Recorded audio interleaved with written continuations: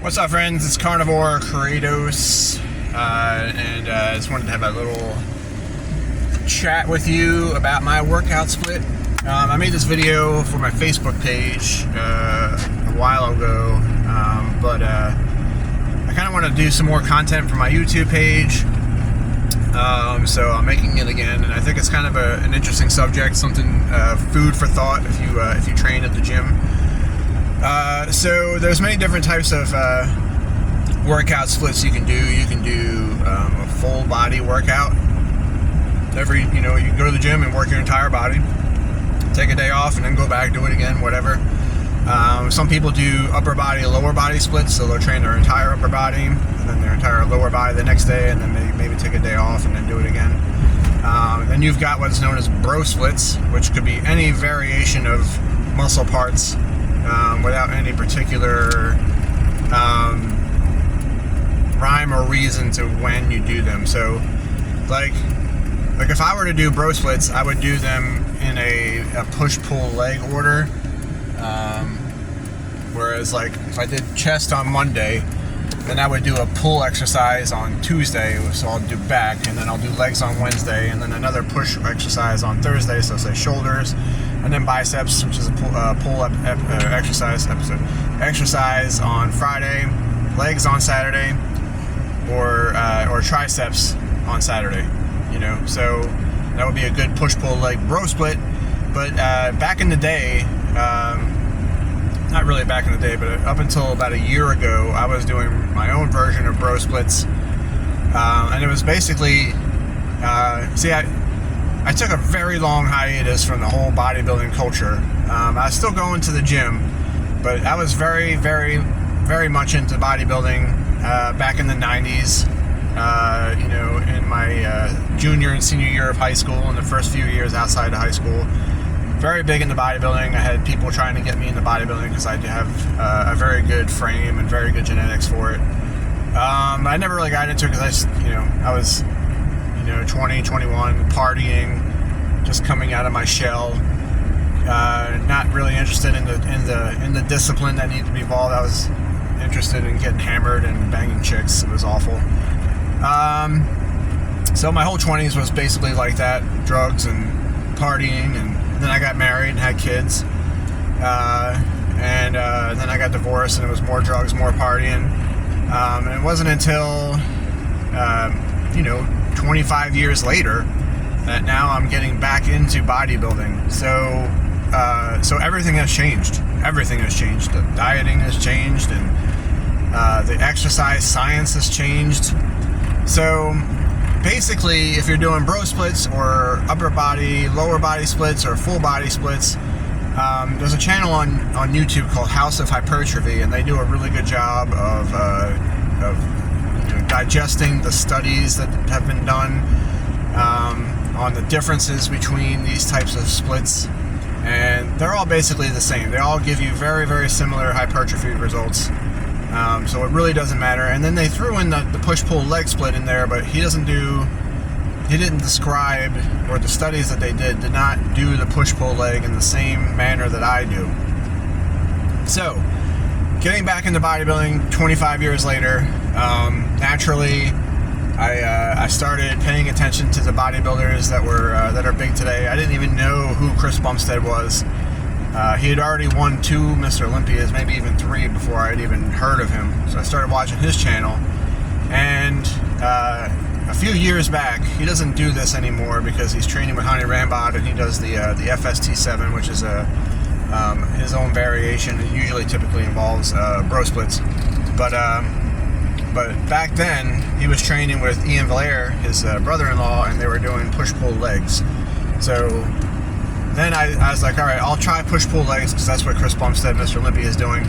And then I started, delving deeper into the science, deeper into the data. This is an internet age now, so it's not just Muscle and Fitness magazine once a month to look at. You've got YouTube seminars and studies and the whole scope of the internet to get, to learn about it. And so I was just doing push-pull leg because Bumstead did it, but then I started learning things that kind of bolstered my justification, it made me more enthusiastic about doing this over the other splits. So the other splits are fine, but here's why I do push-pull leg, and here's why I've stuck with it, not just because of Chris Bumstead. So there's two studies, or two basic modes of kind of paradigms that have changed since my early bodybuilding days that have caused me to do it this way. So the first is that when you're doing volume, in terms of volume in your workout, you're going to reach a point in your workout where you hit something called junk volume territory. So you reach a point where you're basically beating a dead horse. You've beat the crap out of your muscles, and then no matter how much you work them after that, you're not doing any good. And in fact, you might be harming them, not in a good way. So when I was doing the bro splits, I was doing upwards of 21, 24 sets per body part. And the science that's coming out now is saying that you reach junk volume territory anywhere between 9 and 12 sets. Anything more than 9 to 12 sets, you're really getting into junk volume territory, and you're just beating a dead horse, and you're wasting your time. And so between 9 and 12 sets, so less than half, about half of the sets that I was doing were total junk volume. So, and then the other study that came out, or the other mode of kind of paradigm that came out, is that, well, it's not a paradigm, it's just science. So when you work out, your muscles are in an anabolic state, meaning that they are building muscle. So you have worked out, you have beat the crap out of the muscle, you have done the micro damage to the muscles, and your body is rebuilding them and adding muscle to them. You are in that anabolic state for about 48 to 72 hours. And then you start entering what's known as a catabolic state, where the muscle starts breaking down, because muscle is very, very inefficient metabolically. So you're burning more calories the more muscle you have. The body doesn't want to just burn calories. The body wants to conserve energy as much as possible. You want to have energy to do things, but you don't want to expend too much energy just existing. So when you have more muscle mass, it raises your basal metabolic rate. Your basal metabolic rate is how many calories you burn just with your basic metabolic functions, your cellular functions, your breathing, your heart rate, your hair growing. So if you were in a coma, your basal metabolic rate would be how many calories you burn just laying there fully still, and the only energy being consumed is caused by your metabolic functions just to keep you alive. That's basal metabolic rate. So if you add muscle mass to your body, your basal metabolic rate, if you add lean muscle mass, not fat, but lean muscle mass raises your basal metabolic rate. So your body doesn't want that, because it wants to conserve energy as much as possible. So once the anabolic condition has ended, then the body is going to start breaking it down unless you put it back into an anabolic state. So at that 48 to 72 hour period, your body is fully recovered, your muscles are fully recovered, and you need to decide whether you want to damage them again by working them out,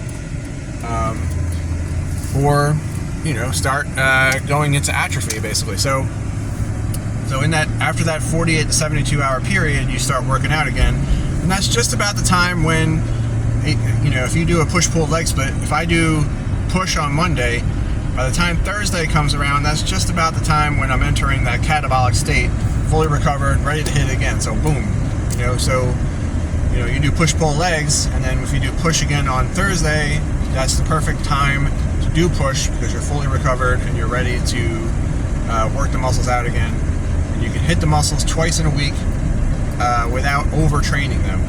So in terms of that 24 set, 21 set, whatever 18 set workouts that I was doing for each body part, all the exercises that I do are fundamental and very, very beneficial. Obviously, I didn't want to, unless I was only going to do one set per day, per exercise. So I wanted to do them all, but I couldn't do them all in one day anymore. So I just split them in half. So half of that 24 set chest workout I now do on Monday, and then the other half I'll do on Thursday. And the same with all the other body parts. So it works out in the push-pull leg context. I can do all the exercises, all the sets that I used to do. I just do it in a context that doesn't push me into junk volume and allows me to recover after, adequately recover by the time I'm ready to work them out again. So I think that about covers it. That's the philosophy of the push-pull leg split from my standpoint. You might hear other justifications for it or other reasons for it. And if you watch that House of Hypertrophy video, the manner in which the data was collected on the push-pull leg split and compared to the other splits was a little bit different than the way I just described it. So, because I did it in the context of the junk volume, splitting up the reps so we don't go into junk volume, and then allowing the muscles to adequately recover and be ready for that anabolic spike again. 48 to 72 hours later, which is about the time it takes to reach the body part for the second time in the week, and then you get Sunday off, which is an extra day of rest. But theoretically, I don't see why you couldn't just work out straight without stopping. If you started at chest and if you started off with push workout on Monday, by the time Saturday rolled around, you're doing your second workout of legs, and instead of taking Sunday off, you could just start with chest again, start with push again, and then just go, in that order, and just keep going like that. Theoretically, everybody seems to think that you got to rest the body, and I feel like if you're only training for an hour or so a day, and you're not going into that junk volume territory, and you're obeying the 48 to 72 hour rule where your body is recovered before you hit it again, I really don't see why extra rest has any kind of meaning at all, really. I mean, maybe I'm wrong, but I've been doing this for probably, 10 months now, and the only reason I'm not training 6 days a week now is because I work 24-hour shifts at the fire department, and the station that I was initially at when I started there has a halfway decent gym, so I was able to do my workouts at that gym instead of skipping a gym because I couldn't get to my main gym. But I got moved to a different station that does not have a gym, so I work out for 2 straight days, and then the third day I'm at the fire department, and then 2 straight days, and then the third day I'm at the fire department. So it works out to be either 4 or 5 days a week that I'm working out. So it's not ideal to me. I wish I could do 6 days a week, but it is what it is. I got to adapt and overcome. But hopefully you find that useful. I encourage you to try it out, and if you need help putting a workout together, a schedule together, and some exercises for each body part, feel free to send me a message, and I will work with you on that. I'm very capable of doing that. I've done it for people before, and it's been very successful. I'm very happy with that. And I thank you very much for watching, and I'll talk to you soon.